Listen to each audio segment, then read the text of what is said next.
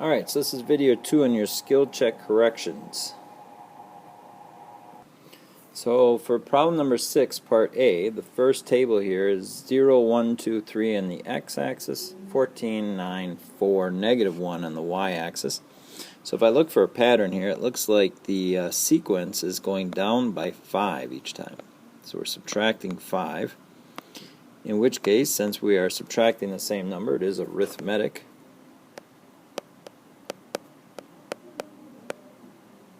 And we know the general equation for that would be y is equal to mx plus b.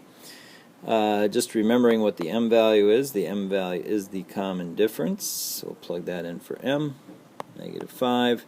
I have my x. And then the b value is the initial value. Well, the b value here is 14. And that's it. Arithmetic sequence is easy, linear. Studied them all throughout Algebra 1.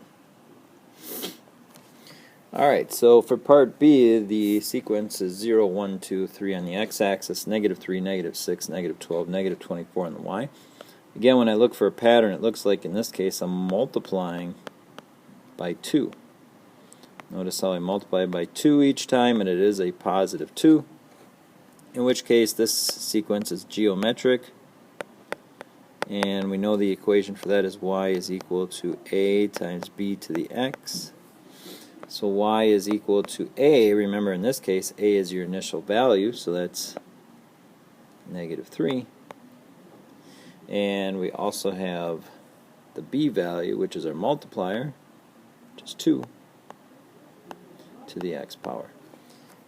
We did give you some general background on these, or some ways of writing other equations that are equivalent. So we could also say y is equal to negative 6 times 2, but in this case we would do x minus 1. We could also do y is equal to negative 12 times our multiplier 2, but in this case we do x minus 2. So those are just two shortcuts that we have studied. Remember those, that'll help you out in chapter number 3 as you get through that. Alright, problem number 7a.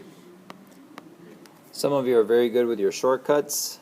People that are not getting these right are probably struggling with the shortcuts, so I'm going to just draw these out.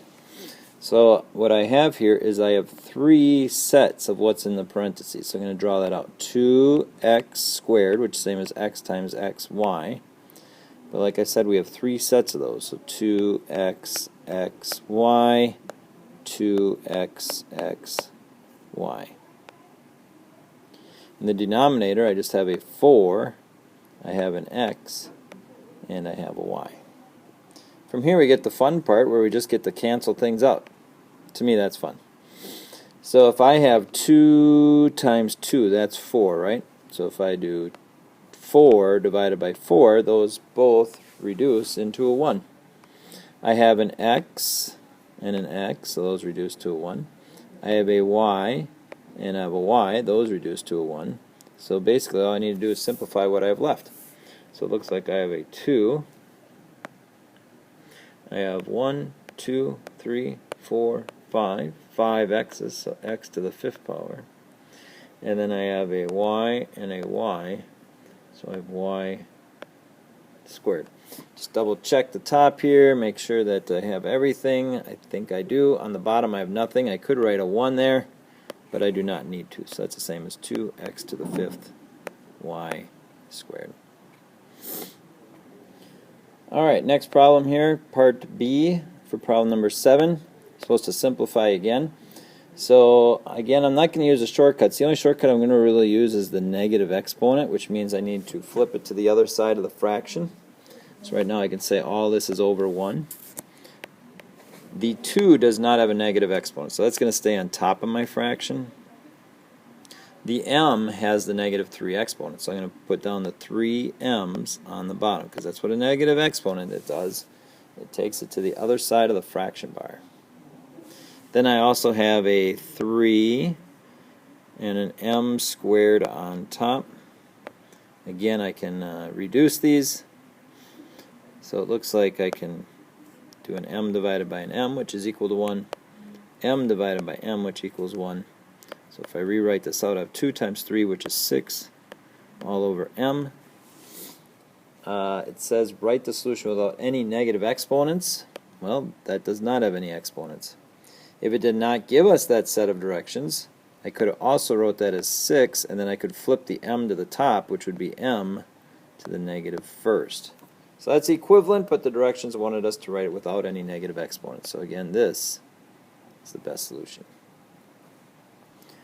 Alright, for the last problem here, we're supposed to solve the quadratic. Well, the three ways we have of solving quadratic is using the zero product property.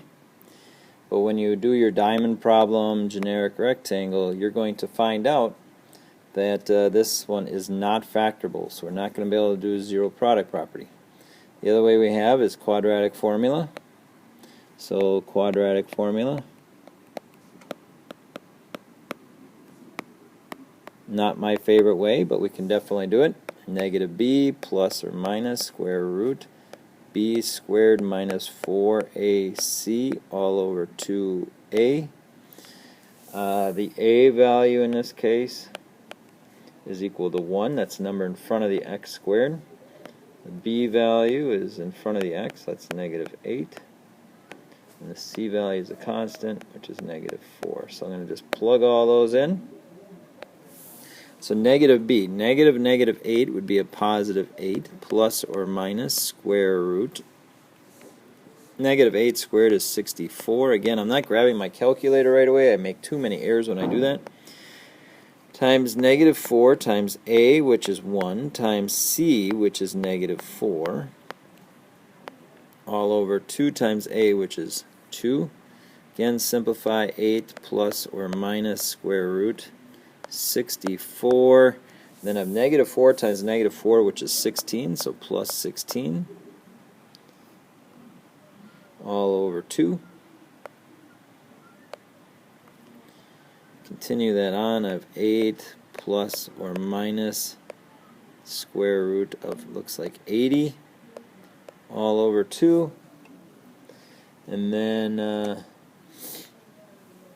well, let's see. I'm not exactly sure what square root of 80 is, so hang on. I'm going to put my video on pause. Alright, grab my calculator. I figured what these out, so I'm going to do one where I'm adding, one where I'm subtracting. So I'm going to have 8 plus, and the square root of 80 I found on my calculator is 8.94. All that divided by 2. So if I do 8.94 plus 8, that's 16.94. Divide that by 2. Come up with 8.47, and I can also do 8 minus 8.94, divide that by 2, so we're going to come up with negative 0.47. Okay. Alright, moving on. I'm going to do the same problem, but this time I'm going to do the completing the square. That's my favorite method. Okay, so just give me a second. Let me erase the screen.